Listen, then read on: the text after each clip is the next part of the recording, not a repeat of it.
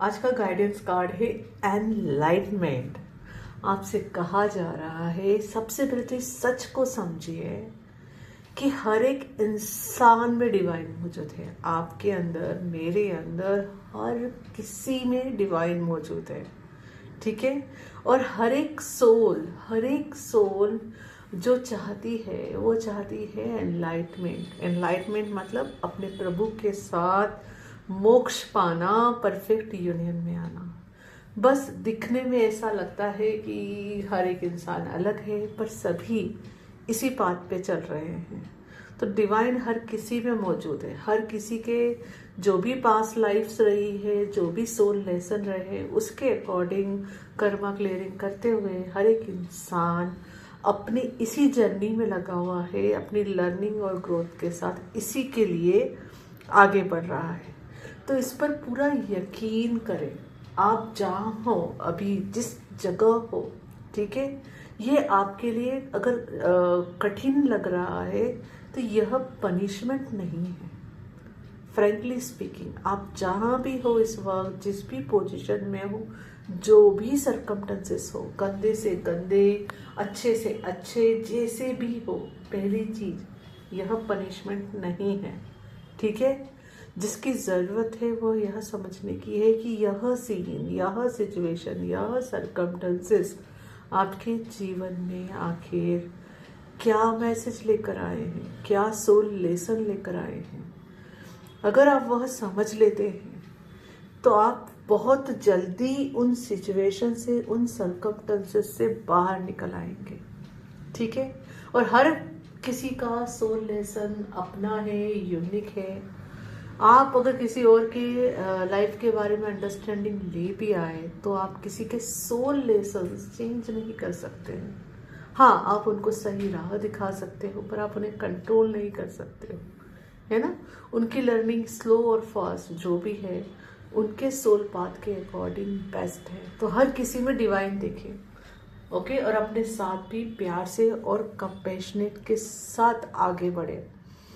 It's like अगर आप समुद्र को देखेंगे, जैसे बूंद बूंद से हम कहते हैं सागर बनता है, तो उसी तरह से हम सभी प्रभु की वह एक एक बूंदें हैं, जिससे ये पूरा हमारा बोलेंगे ना ह्यूमन वर्ल्ड बना है ना। तो हम सभी बस उसी प्रोसेस में लगे हुए हैं।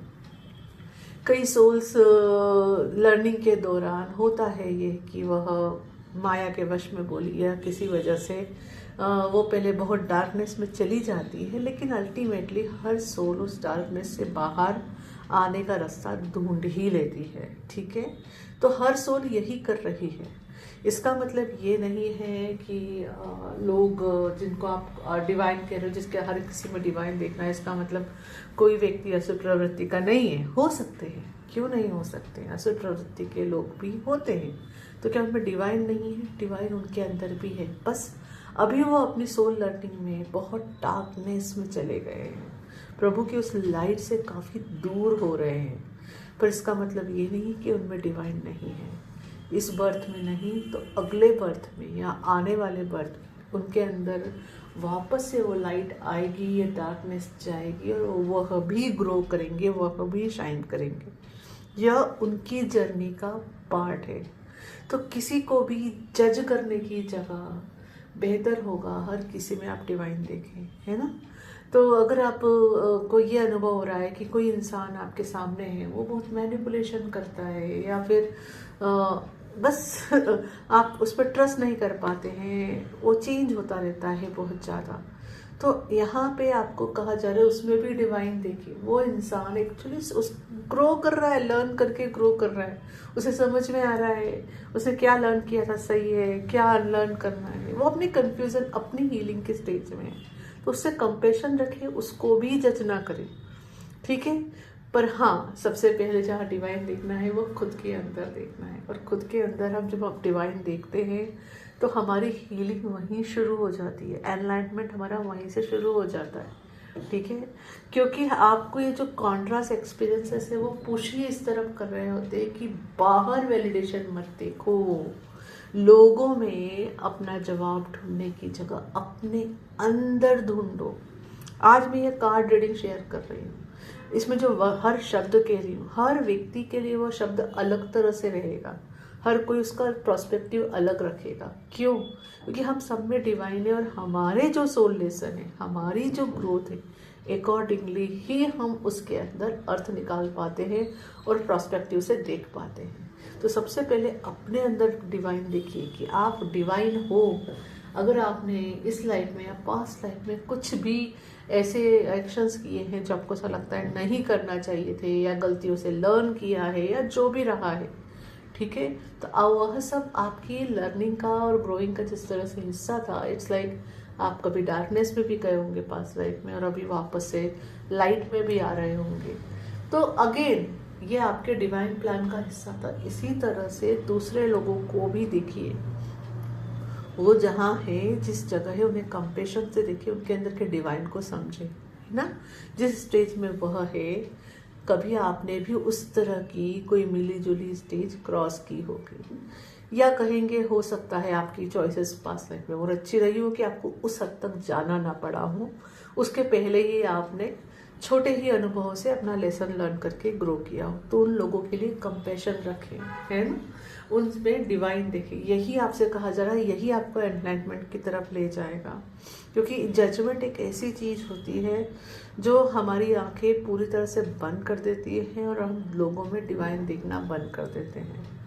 तो हाँ, जो चीज़ जैसी है प्रैक्टिकली एक्चुअलिटी में, उसको वैसे स्वीकार करना है, लेकिन इस सच के साथ कि वह इंसान आज जो भी कंडीशन में है, जैसे भी प्रवृत्ति में है, देव प्रवृत्ति में हो या असुर प्रवृत्ति में हो, परंतु उसके अंदर भी डिवाइन है।